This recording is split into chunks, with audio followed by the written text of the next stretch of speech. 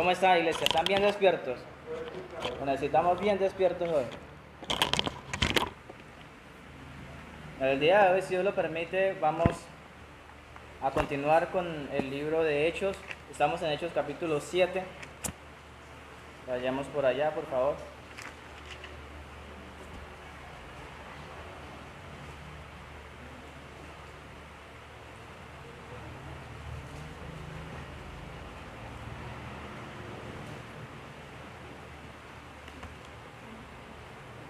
Hechos capítulo 7.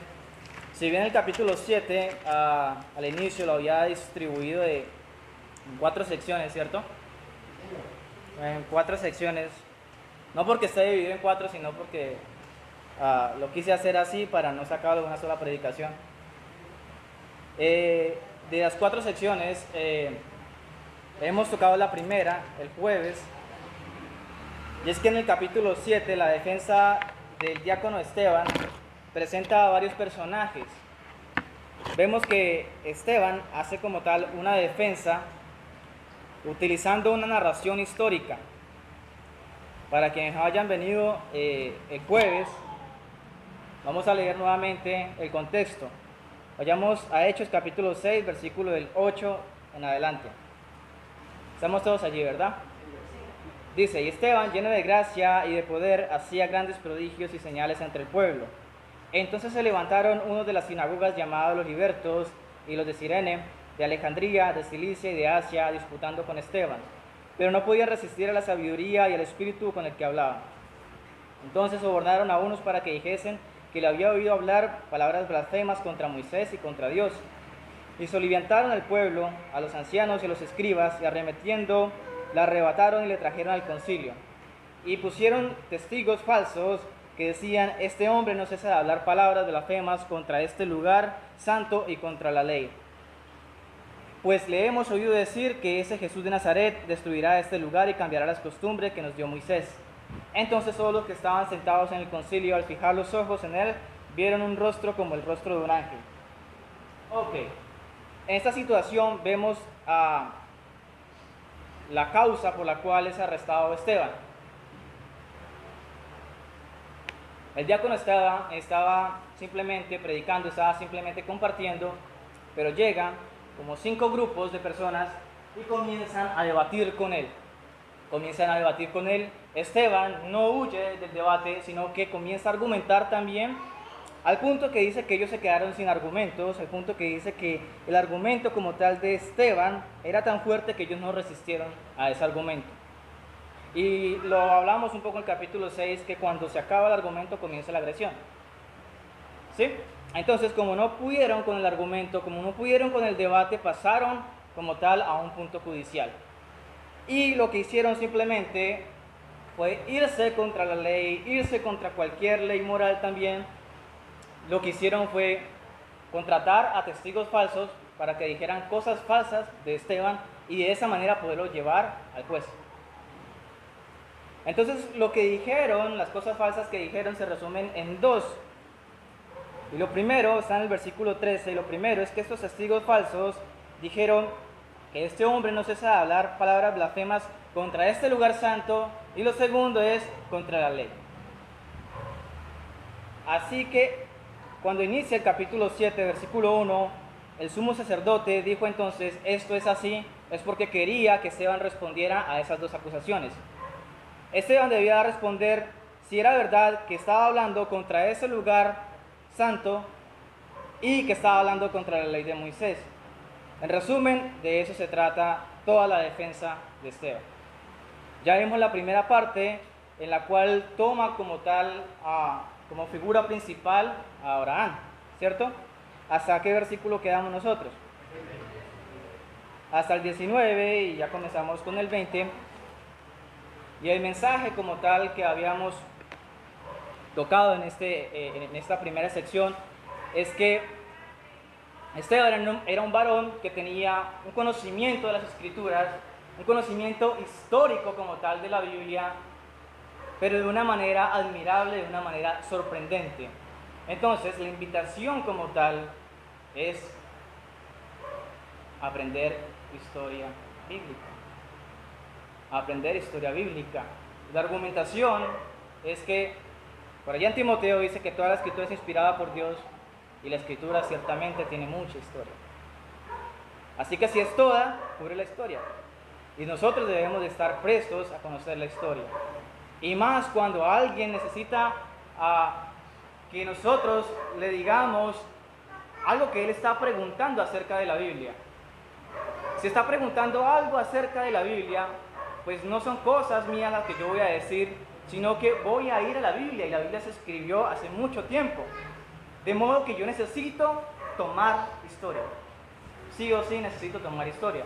Así que no seamos tan apáticos de la historia y querramos un poquito más la historia, porque es una herramienta fundamental que no solamente Esteban la pone en uso, sino que todas las personas que, si nosotros detallamos, todas las personas en la escritura siempre toman la historia, o ya sea el Pentateuco, o ya sea los Salmos, o ya sea Proverbios, siempre acuden a la historia como argumento.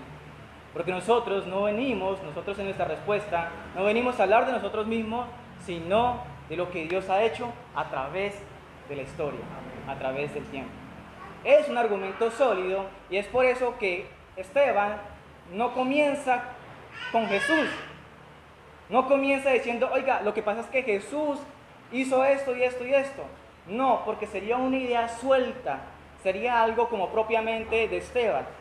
Sería algo simplemente de una secta o una creencia que se resume en un par de personas, pero no contiene una consistencia en la cual todo el pueblo pueda ver. Y es por eso que Esteban le hace toda esa reseña histórica, para que mire un hilo, para que mire una coherencia en todo lo que está diciendo, y que no sean cosas locas que están saliendo de Esteban. Padre Celestial, damos gracias, Señor, por permitir nuevamente estar en este templo, Señor, orando tu nombre, Señor, y aprendiendo más de ti. Coloca nuestros corazones en la disposición de aprender cada vez más y de ser hacedores de tu palabra. En Cristo Jesús. Amén. Así que en el día de hoy, si Dios lo permite, vamos a continuar desde el versículo 20. Para el versículo 20, o esta sección, vamos a ver a un personaje, y este personaje es Moisés. Moisés. Si Dios lo permite, hoy vamos a avanzar lo más que podamos, ojalá hasta el versículo 45, que termina la sección de Moisés. Pero los quiero bien activos, porque eso es pura historia.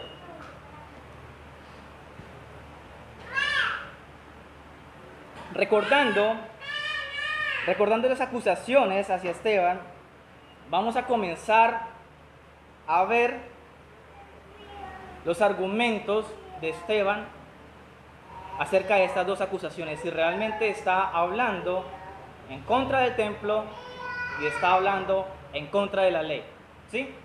Si alguien le pregunta algo a uno, se supone que uno debe que responder con coherencia a lo que está preguntando. Pero para esto, él lo pone de una manera que no es tan frentera, de una manera que tal vez para una audiencia que no conozca el contexto no es clara, pero para ellos sí es clara, porque recuerden que los que están interrogando a Esteban son judíos también. Así que era un problema como tal entre judíos, pero eran unos judíos del judaísmo que estaban totalmente cerrados, en que su religión se basaba simplemente en el templo y en la ley de Moisés. Y es por eso que ellos hacían todo lo posible para guardar estas dos cosas. Su confianza estaba en el templo y su confianza estaba en la ley, de tal modo que ellos hacían todo lo posible para cumplir con las cosas del templo y cumplir con las cosas de la ley. Después sabemos que es imposible cumplir con la ley. Así que vamos a abordar la primera sección. Esta primera sección va desde el versículo 20 hasta el versículo 22. Dice: en aquel mismo tiempo nació Moisés, y fue agradable a Dios, y fue criado 3 meses en casa de su padre. Pero siendo expuesto a la muerte, la hija de Faraón le recogió y le crió como a hijo suyo. Y fue enseñado Moisés en toda sabiduría de los egipcios, y era poderoso en sus palabras y obras. Dejémoslo hasta ahí. Lo primero que nosotros estamos viendo aquí es que Esteban comienza narrando la crianza de Moisés, el origen de Moisés. Comienza como tal a incorporar este nuevo personaje que es Moisés. Y si nosotros no recordamos bien, toda la historia de Moisés está en Éxodo. Todo lo que fue su crianza. Vayamos por favor a Éxodo. Jordan me colabora. Versículo desde el 8 en adelante. Sí. Éxodo capítulo 1. Entre tanto, se levantó sobre Egipto un nuevo rey que no conocía a José, y dijo a su pueblo: He aquí el pueblo de los hijos de Israel es mayor y más fuerte que nosotros. Ahora pues, seamos sabios para con él, para que no se multiplique y acontezca que viniendo guerra, él también se una a nuestros enemigos y pelee contra nosotros y se vaya de la tierra. Entonces pusieron sobre ellos comisarios de tributos que los molestasen con sus cargas, y edificaron para Faraón las ciudades de almacenaje, Pitón y Ramesés. Pero cuanto más los oprimían, tanto más se multiplicaban y crecían, de manera que los egipcios temían a los hijos de Israel. Y los egipcios hicieron servir a los hijos de Israel con dureza, y amargaron su vida con dura servidumbre en hacer barro y ladrillo, en toda labor del campo y en todo su servicio, al cual los obligaron con rigor. Adelante, hasta que te acá. Y habló el rey de Egipto a las parteras de las hebreos, una de las cuales se llamaba Cifra y otra Púa, y les dijo: Cuando asistáis a las hebreas en sus partos y veáis el sexo, si es hijo, matadlo; si es hija, entonces viva. Pero las parteras temieron a Dios y no hicieron como les mandó el rey de Egipto, sino que preservaron la vida a los niños. Y el rey de Egipto hizo llamar a las parteras y les dijo: ¿Por qué habéis hecho esto, que habéis preservado la vida a los niños? Y las parteras respondieron a Faraón: Porque las mujeres hebreas no son como las egipcias, que son robustas, y dan a luz antes que la partera venga a ellas. Y Dios hizo bien a las parteras, y el pueblo se multiplicó y se fortaleció en gran manera. Y por haber las parteras temido a Dios, él prosperó su familia. Entonces Faraón mandó a todo su pueblo diciendo: Echar al río a todo hijo que nazca, y a toda hija preservar la vida. Hasta ahí, de la esta.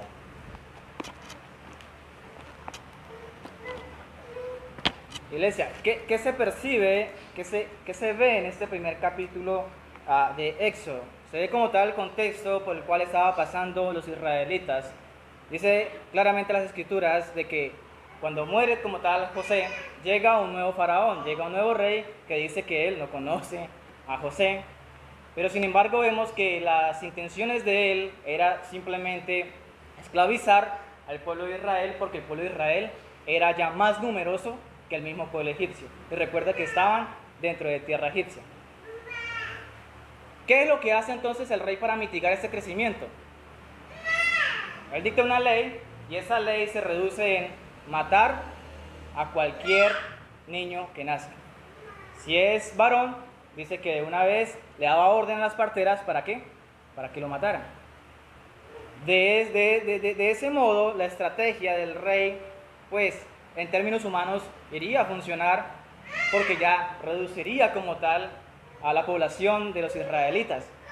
Sin embargo, dice que esas parteras, las que se encargaban como tal de sacar a los bebés, dice que ellas tenían más temor de Dios que temor del mismo faraón, así que no mataron a ningún niño, sino que cada hebrea que iba a dar a luz, ella sacaban al niño y se lo entregaban, no lo mataban. De modo que el plan de este rey, de faraón, no funcionó y cada vez se seguía propagando más y más. Ahora, eso es en términos generales. Ahora llega como tal caso específico de Moisés cuando nace. El capítulo 2 dice, versículo 1 en adelante, un varón de familia de Leví fue y tomó por mujer a una hija de Leví. Ambos eran levitas. La que concibió y dio a luz un hijo, y viéndole que era hermoso, le tuvo escondido 3 meses. ¿Por qué lo escondió? Porque si lo miraba el faraón, lo iba a matar. Pero no pudiendo ocultarle más tiempo, tomó una arquilla de juncos y la calafeteó con asfalto y brea, y colocó en ella al niño y lo puso en un carrizal a la orilla del río. Y una hermana suya se puso a lo lejos para ver lo que acontecería. ¿Quién era la hermana? ¿Quién es la hermana de Moisés? Miriam o María.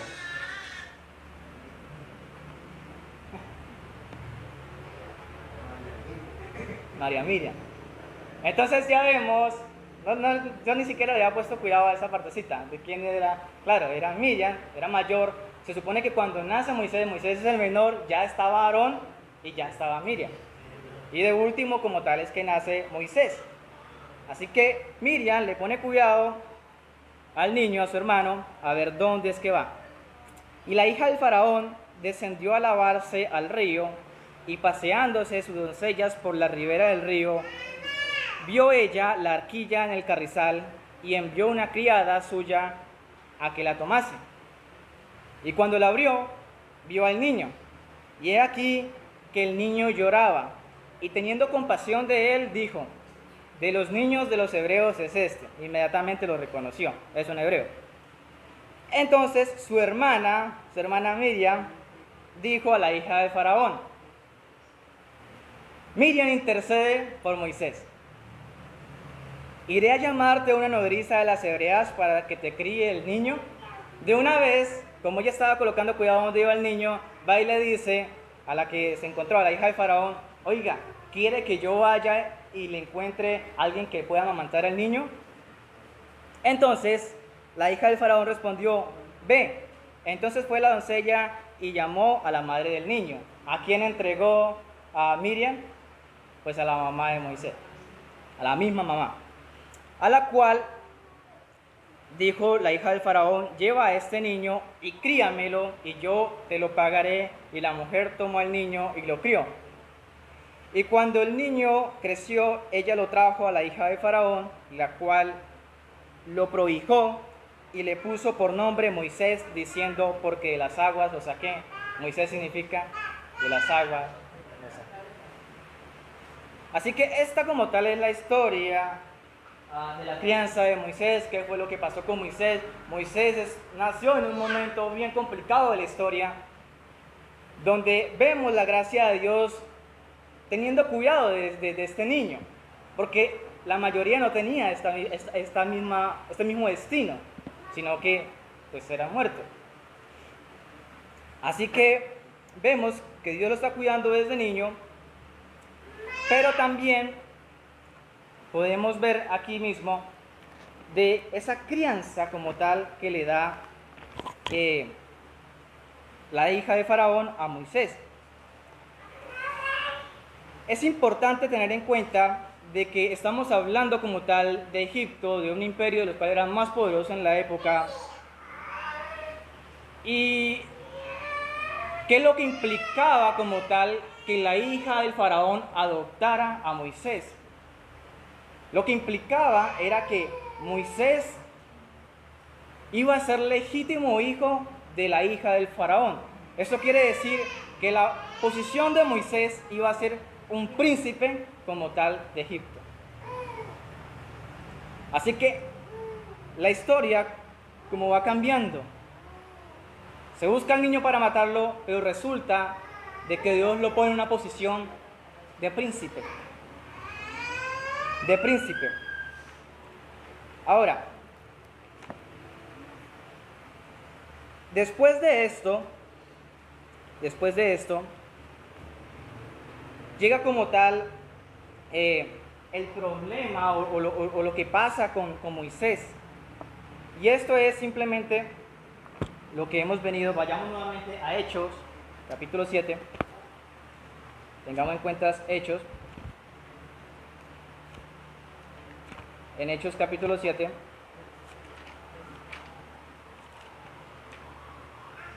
Hechos capítulo 7. Esta parte donde leímos que Moisés fue como tal enseñado por la hija del faraón y por toda la sabiduría de los egipcios, y era poderoso, versículo 22, y era poderoso también en sus palabras y en su obra. Estamos al versículo 22. Algo interesante es este dato que da como tal Esteban acerca de la crianza, que tal vez no se mira claramente en Éxodo, sino que Esteban tenía como tal este conocimiento que incluso no es registrado en Éxodo. Miramos lo bien que manejaba la historia. En Éxodo no nos enseña acerca como tal de la educación que tuvo Moisés. Nos habla acerca de la posición, claro, por ser como tal el hijo de la hija del faraón. Sin embargo, Esteban agrega diciendo que Moisés fue enseñado en toda la sabiduría de los egipcios y que Moisés era poderoso en palabra y era poderoso también en obra. La educación que recibe Moisés es una educación de alta calidad, con los mejores de la época. Y recuerde, estaba en un territorio egipcio. Los egipcios eran muy conocidos y hasta el día de hoy son muy conocidos por sus avances tecnológicos, por su cultura, por su riqueza, por su educación. De modo que muchas de las cosas que tenemos hoy en día, como parte de las matemáticas, como parte de la filosofía, como parte de la poesía, como parte de la astrología, como todas estas cosas, como las mismas arquitecturas que hicieron las pirámides de Egipto, que bien las conocen, como las momificaciones, vienen de Egipto. Así que ellos no eran cualquier nación. Ellos eran una nación realmente como la potencia de hoy en día. Eran muy avanzados. Así que, siendo el príncipe, pues la hija de Faraón dice que le dio educación de lo más alto posible. De modo que para nosotros, querida iglesia, Moisés no era cualquier persona. Cuando hablamos acerca de la historia de Moisés, uno simplemente como que, oh, el niño pobrecito que estuvo allí en la cunita y lo tiraron al río. No, porque después de eso hay una historia también que vivió 40 años en Egipto recibiendo toda esa formación. Toda esa formación. Y es clara la escritura cuando dice que no solamente era educado, sino que era poderoso en palabra y era poderoso en obras. El hombre era poderoso en palabra, el hombre era un elocuente. El hombre no era cualquier chambón que hablaba como sea, el hombre era bastante elocuente.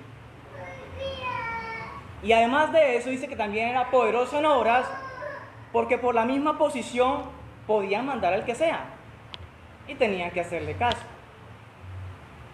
Así que vemos como tal ya el estrado que tiene Moisés en su crianza, el estrado que lo pone Dios allí. Y esto es interesante porque aquí lo que hace Esteban es reconocer como tal a ese varón lleno de esas cualidades, lleno de esas capacidades, los cuales los judíos, su audiencia, sabía que Moisés tenía. Ellos sí lo sabían muy bien. Pero recuerde que el interés de Esteban no estaba simplemente en ir y decir sí o no, sino como tal evangelizar. Y por eso toca ciertos puntos en que concuerdan. Los judíos dicen, claro, está bien. Y Esteban dice, claro, yo también soy seguidor del camino y eso está bien, es un dato histórico, no se puede modificar. Sin embargo, no simplemente se queda allí, sino que hay un problema. Y esto lo vamos a ver desde el versículo 23 hasta el versículo 28. Dice el versículo 23 al versículo 28. Cuando hubo cumplido la edad de 40 años, le vino al corazón el visitar a sus hermanos, los hijos de Israel. Y al ver a uno que era maltratado, lo defendió, hiriendo al egipcio, vengó al oprimido. Pero él pensaba que sus hermanos comprendían que Dios le daría libertad por mano suya, mas ellos no lo habían entendido así. Y al día, hasta el 28. ¿Dónde voy? 26. Y al día siguiente se presentó a unos de ellos que reñían y los ponía en paz, diciendo: varones hermanos sois, ¿por qué os maltratáis el uno al otro? Entonces el que maltrataba a su prójimo le rechazó, diciendo: ¿quién te ha puesto por gobernante y juez sobre nosotros? ¿Quieres tú matarme como mataste ayer al egipcio? Aquí hay un problema, no para Moisés. Aquí hay un problema bien grande para Moisés. Moisés llevaba ¿cuánto tiempo viviendo en Egipto? 40 años viviendo en Egipto, ya era una persona madura. Y se conocía los reglamentos al derecho y al revés. Sin embargo, la Escritura nos dice que salió como tal de Moisés ese deseo como tal de ir a ver a sus hermanos. De ir a ver a sus hermanos. Versículo 23. Le vino al corazón el visitar a sus hermanos, los hijos de Israel. Ahora, recordemos que Moisés como tal era levita. Esto quiere decir que era hebreo. Pero ¿qué es lo interesante acá? De que él había recibido toda su formación como un egipcio y como un grande egipcio. Sin embargo, él no solamente estaba convencido de que él tenía toda su disposición siendo egipcio, sino también sabía su procedencia. Sabía que él no era realmente el hijo de la hija del faraón. ¿Cómo lo supo? Recuerda que su hermana Miriam lo llevó a su madre. En ese tiempo, muy posiblemente, supo que realmente él no era hijo de la egipcia, sino que era un hebreo. De modo que le vino al corazón, y eso es interesante, porque es cuando comenzamos a ver también la mano de Dios allí. Dios es el que coloca el qué, el querer como el hacer. Dios es el que colocó en esto que se puede decir en términos así, la corazonada de Moisés de ir a ver a sus hermanos. Le nació ese deseo, dice: yo quiero ver a mis hermanos, los hebreos. Y él no tenía necesidad, de hecho era mal visto para un príncipe ir a juntarse con un esclavo. Pero Dios creó eso en el corazón de Moisés y Moisés va a ver a sus hermanos. La sorpresa es que cuando va a ver a sus hermanos no se encuentra en las mejores situaciones. Se encuentra en una situación de problema, una situación donde, como tal, un egipcio de los que estaban pendientes como tal de los esclavos hebreos, dice que este egipcio le estaba golpeando al hebreo, a un hermano suyo. El hombre se llena de rabia, Moisés se llena de rabia, ¿y qué es lo que hace? Mata al egipcio. Y él, siendo príncipe egipcio, matar a un egipcio. Esto no se podía quedar así, pero él pensó que nadie le había visto. Así que vuelve otra vez al otro día a visitar nuevamente a sus hermanos. Y ve que 2 hebreos estaban peleando. Y le dice: bueno, ¿por qué están peleando si ustedes son hermanos? Pero el hebreo, uno de los hebreos, dice: ¿y usted por qué viene a nosotros a demandarnos cuenta? Usted no es nuestro juez. ¿Y por qué le dice que no es nuestro juez? Porque ya había visto lo que había pasado con el otro egipcio, que lo había matado. Y le dice: usted no es nuestro juez. ¿O quiere que nos mate como mataste ayer al egipcio? De modo que ya tenía una acusación gravísima Moisés. Una acusación donde, después de estar en un estatus como tal de la élite, siendo príncipe egipcio, aquí comienza a ser perseguido. ¿Y por quién es perseguido? Por sus mismos hermanos y especialmente por Faraón. Faraón da la orden de que maten a Moisés. Faraón da la orden de que maten a Moisés. Así que vemos que cuando Faraón da la orden de matar a Moisés, Moisés, ¿qué es lo que hace? Moisés huye. Moisés huye. Aparentemente, el pueblo tenía aquí a un libertador. Moisés es un primer intento de ser libertador. ¿Qué es lo que quería Moisés? Que no maltrataran como tal a sus hermanos hebreos. Pero es interesante aquí porque Moisés quiere ayudar, pero el pueblo no quiere que le ayude. Los que están siendo esclavos no quieren que le ayude. Y es interesante porque aquí ya Esteban comienza a dar pincelazos de lo que está pasando en ese tiempo, bueno, en el concilio como tal, de las acusaciones que le están dando.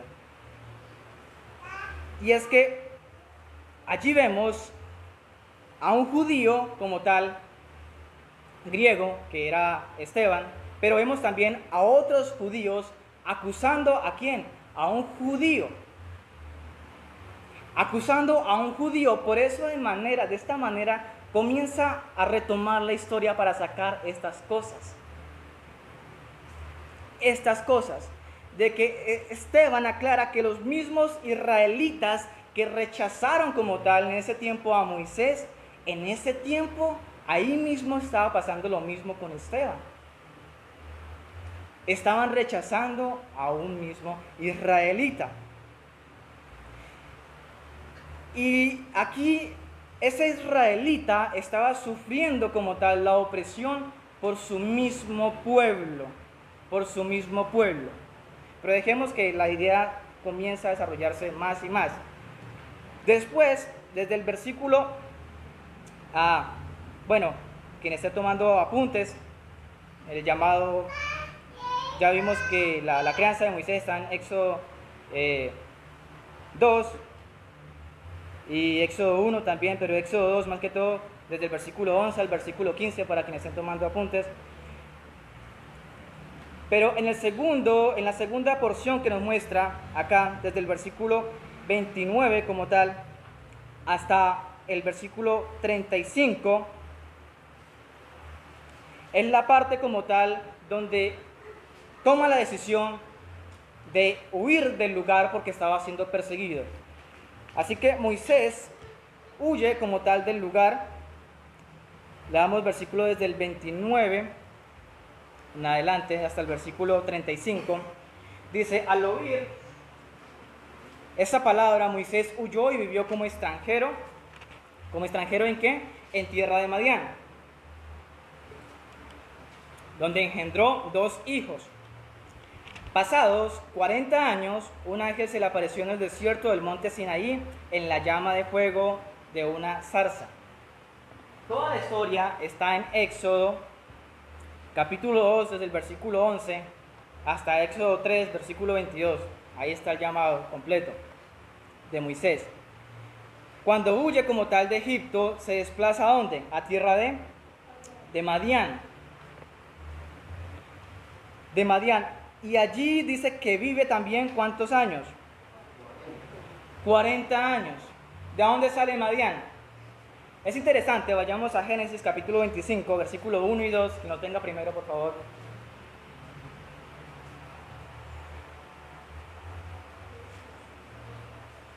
Génesis capítulo 25, versículo 1 y 2. Dice: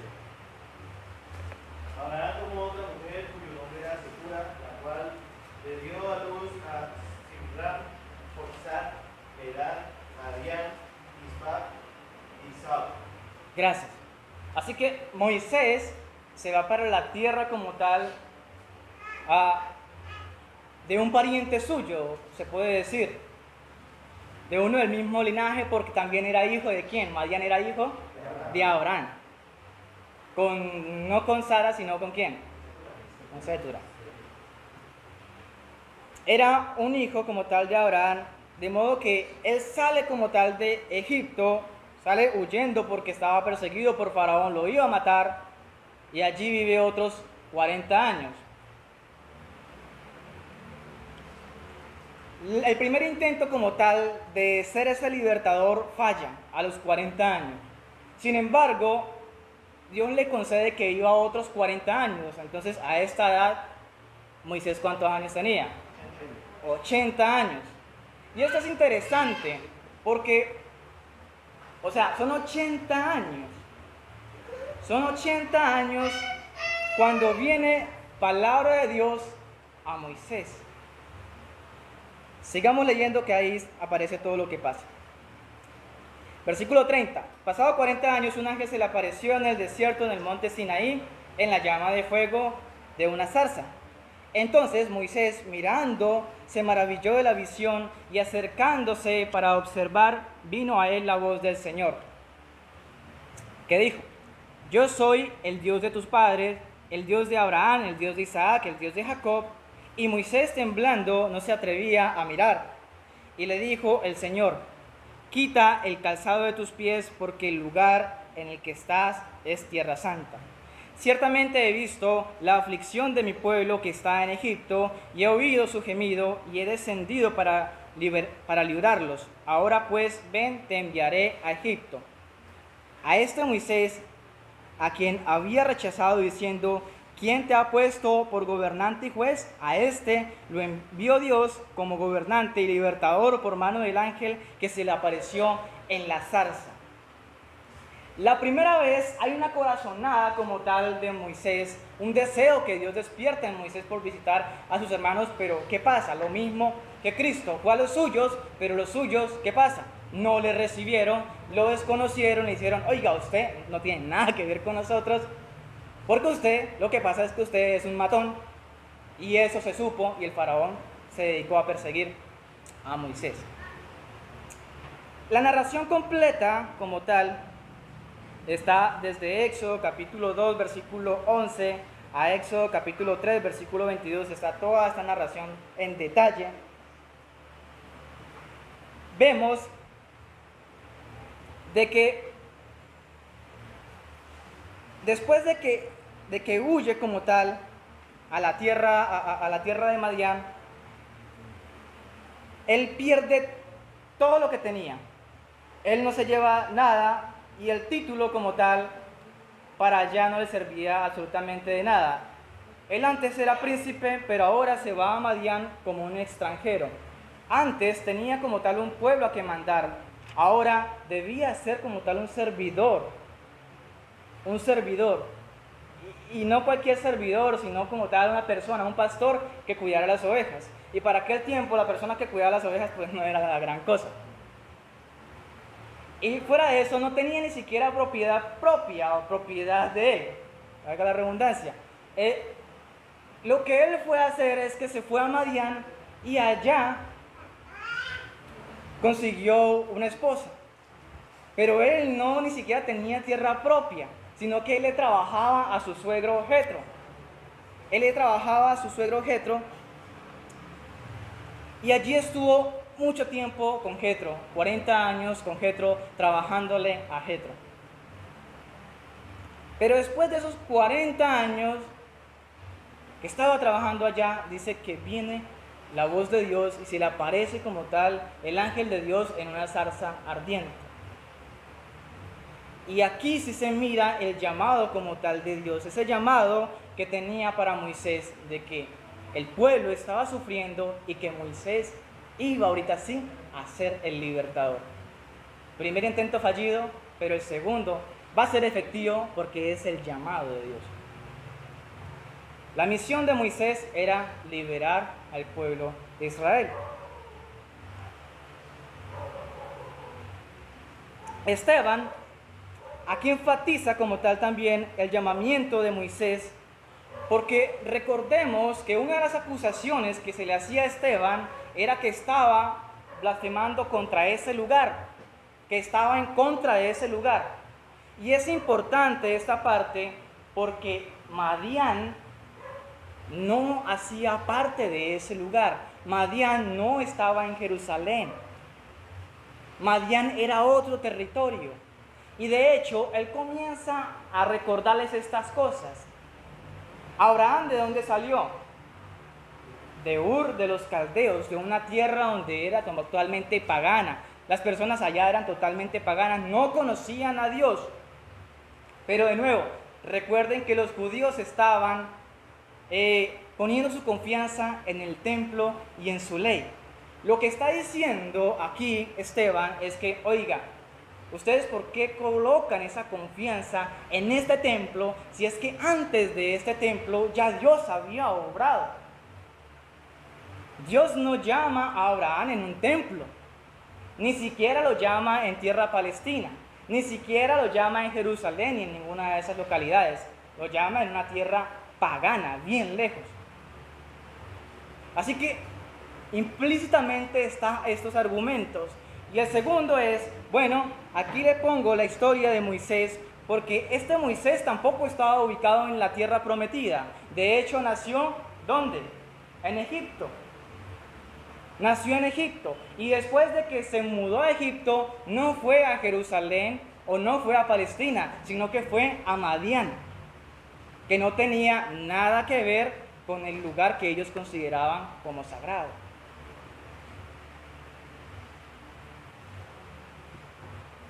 Estos argumentos como tal quieren llegar a la conclusión de que la presencia de Dios no se reduce en un templo. No se reduce en un templo porque la acusación es que ellos estaban blasfemando y diciendo que iba a destruir el templo y estaban muy preocupados. Pero recordemos que esto eran testigos falsos que habían inventado estas cosas. Sin embargo, a pesar de que era algo falso, allí estaba la confianza de los judíos. Le presentaron dos argumentos súper importantes para los judíos, de manera que mataran sí o sí a Esteban. Pero Esteban no comienza defendiéndose a él mismo, sino comienza diciendo, oiga, esos argumentos, ese templo y esa ley en la cual ustedes tienen su confianza como para salvación, yo les voy a mostrar que esa realmente no es su salvación, no es la confianza. Ahí no deben de poner la confianza. Ahí no debemos de poner la confianza nosotros. Nosotros no debemos de poner la confianza en una congregación. Al igual que las personas colocaban su confianza, en ese tiempo los judíos colocaban su confianza en el templo. Y quien no estuviera en el templo, entonces no era escogido de Dios.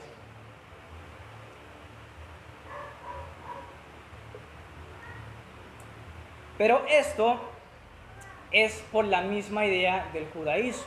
Hoy en día continúa siendo lo mismo. Para ellos el templo es el templo, allí está la presencia de Dios y tienen que ir sí o sí al templo y sí o sí tienen que cumplir la ley. Pero aquí Esteban le está diciendo, oiga, eso no es cuestión de templo.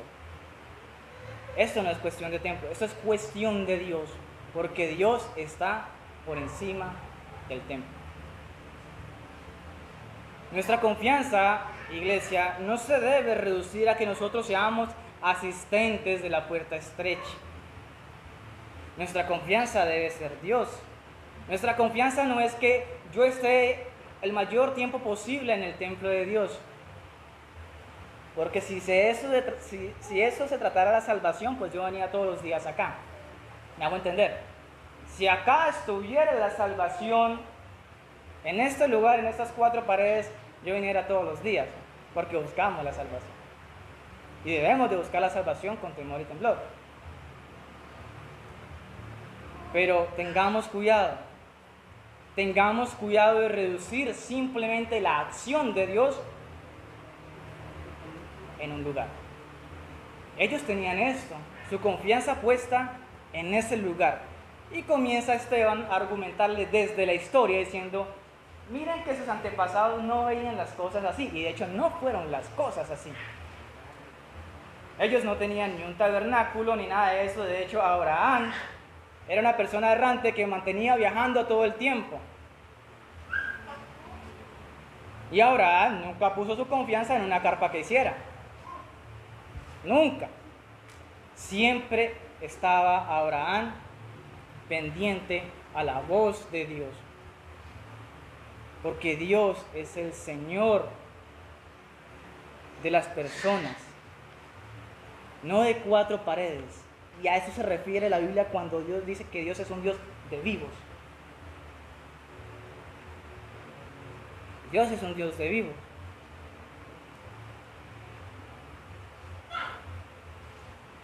Continuamos Hechos, y ya se me acaba el tiempo. Continuamos Hechos, donde damos versículo 35, vayamos a la sección desde el versículo 36 al versículo 38.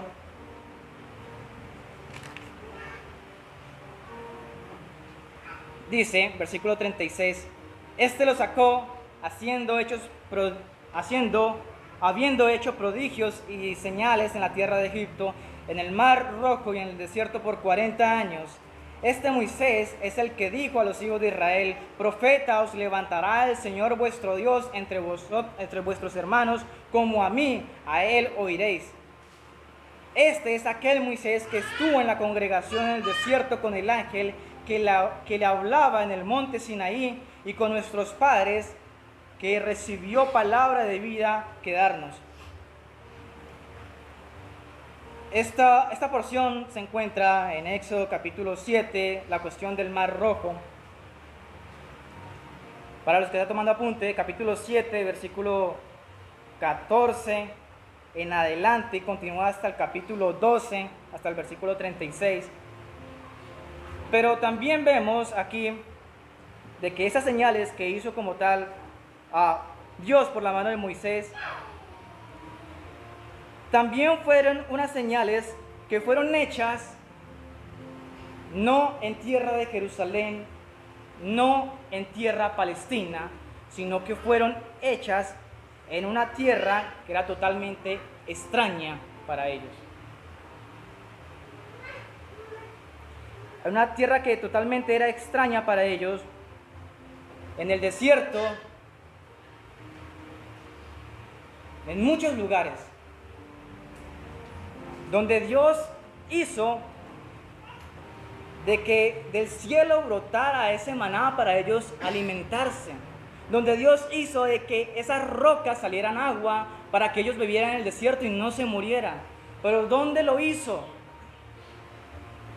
En tierras totalmente extrañas. No lo hizo en Jerusalén.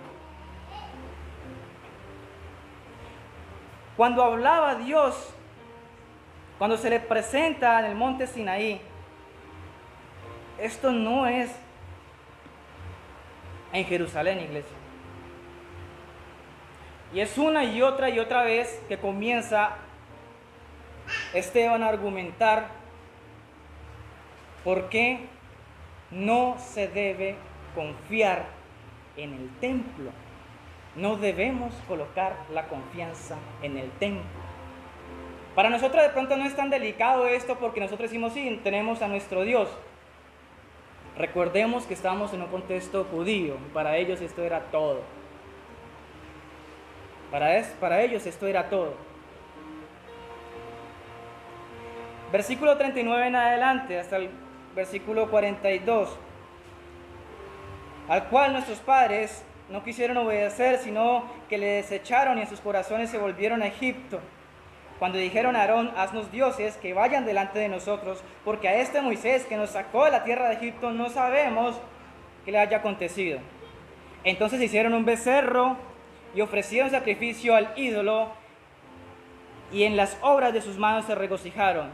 Y Dios se apartó y los entregó a que rindiesen culto al ejército del cielo, como está escrito en el libro de los profetas. ¿Acaso me ofrecisteis víctimas y sacrificios en el desierto por 40 años, casa de Israel? Antes bien llevasteis el tabernáculo de Moloc y las estrellas de vuestro dios Renfán, figura que os hicisteis para adorarla. Os transportaré pues más allá de Babilonia. Aquí hemos visto como tal la historia de José, desde su nacimiento, desde dónde creció, desde sus problemas, hemos visto como tal de Moisés, desde sus problemas, desde las obras como tal hechas por mano de Moisés, pero también aquí vemos la obra como tal hechas por mano del pueblo. Las obras hechas por mano del pueblo simplemente son obras de idolatría, son obras de rechazo, son obras de cuestionamiento, lo mismo que estaba pasando con Esteban. Si acordamos, en Éxodo capítulo 32 nos presenta la famosa historia del becerro de oro. Mientras Moisés va al monte a adorar, ¿qué pasa? El pueblo aprovecha y se arma un dios, un becerro de oro. Y esto lo pone así Esteban diciendo, mira, si ustedes van a hablar acerca de respetar el templo, de no acusar el templo, pues yo les digo que ustedes son los que han estado disputando contra el Dios del templo todo el tiempo. Esteban muestra que los que estuvieron contra Moisés fueron los mismos antepasados de ellos.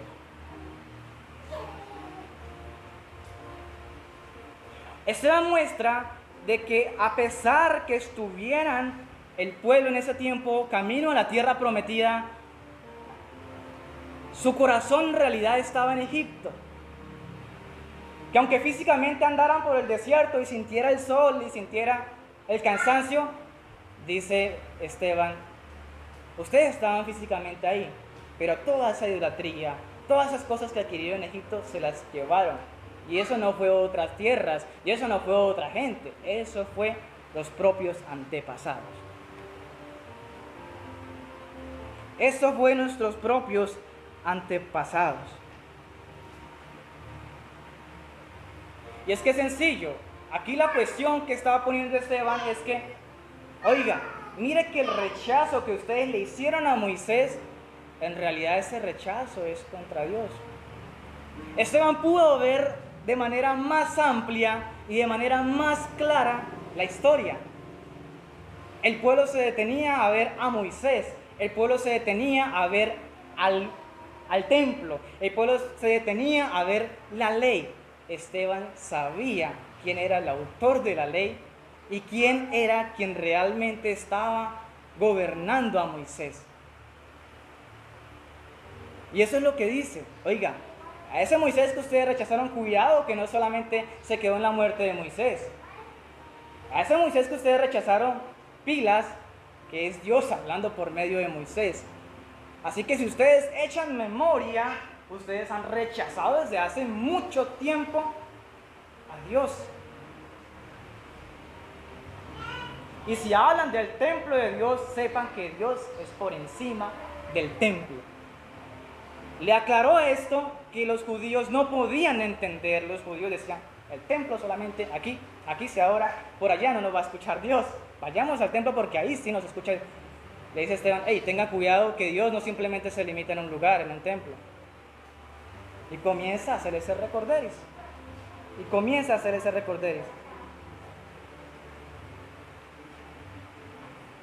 Finalmente, ya para cerrar, vayamos desde el versículo 44 hasta el 45, quedamos ahí. Versículo 44 y 45 dice, tuvieron nuestros padres el tabernáculo del testimonio en el desierto como había ordenado Dios cuando dijo a Moisés que lo hiciese conforme al modelo que había visto, el cual, recibido a su vez por nuestros padres, lo introdujeron con Josué al tomar posesión de la tierra de los gentiles a las cuales Dios arrojó de la presencia de nuestros padres hasta los días de David. Ahí comienza otro personaje que, si Dios lo permite, lo estudiaremos el próximo jueves. Pero aquí da un argumento más, y es que dice, están hablando acerca del templo, yo les rastreo esa figura del templo por allá con el tabernáculo. Y le dice, vea, el tabernáculo lo hicieron aquí en Jerusalén, el tabernáculo siempre estuvo aquí. Y dice, no, ese tabernáculo sucede que eso fue hecho por allá en el desierto. Y caminaron con ese tabernáculo todo el desierto hasta llegar a la tierra prometida. Así que la cuestión de que ustedes me digan de que yo estoy aquí acusando acusándolos por la cuestión del templo, pues no, les estoy abriendo los ojos que hay un Dios por encima de ese templo.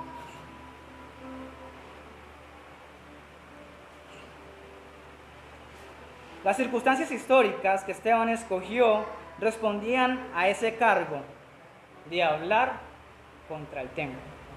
Ellos lo acusaron de hablar contra el lugar sagrado. Esteban, en un ambiente, en una situación de vida o muerte, se toma el tiempo para explicar esas cosas.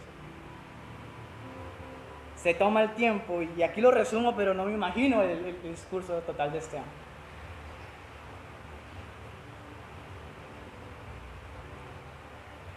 Moisés, a pesar de que era judío, fue criado como egipcio, vivió en tierra de Madián y no en Jerusalén. Y por no vivir en Jerusalén, eso no impidió de que Dios lo escogiera y hiciera muchas señales. Que era ese mensaje grande y que fuera el Moisés que nosotros conocemos hasta el día de hoy. Habla de ese tabernáculo también que construyeron en el desierto, no en Palestina. Está bien que algunos de nosotros quisiéramos ir o querramos ir a Palestina a visitar a Jerusalén y toda esa cuestión, pero no crean que se van a santificar más allá, iglesia. Hay gente que todavía piensa que yendo a Jerusalén, viendo por donde pasó Jesús, dice que se purifica. No. Si bien hay un lugar como tal de adoración a puerta estrecha, las otras iglesias que adoran a Dios, no pretendan que la salvación es por medio de un templo. No pretendamos que la salvación se reduce simplemente en un templo. No limitemos la acción de Dios. Y si bien hay un lugar, hay un templo de adoración, tengamos en cuenta de que nosotros somos el templo del Espíritu Santo. Así que donde quiera, hermano, que estés, si estás en la China, si estás en cualquier lugar, usted es el templo del Espíritu Santo. Usted es el templo del Espíritu Santo. Claro que hay que congregarnos nosotros, pero no reduzcamos esto en simplemente decir que si yo asisto a la iglesia La Puerta Estrecha, que si yo asisto a una iglesia que se identifica como tal de ser reformada o de ser basada en las Escrituras, eso es una garantía para nuestra salvación. No es una garantía para nuestra salvación. Muchas cartas, muchos problemas están aquí escritos dentro de la iglesia. Muchos ejemplos nos habla acerca de que no todos los que están físicamente, que van a una congregación, son salvos. No todo el que me dice Señor, Señor, entrará en el reino de los cielos, sino aquel que hace la voluntad de nuestro Padre.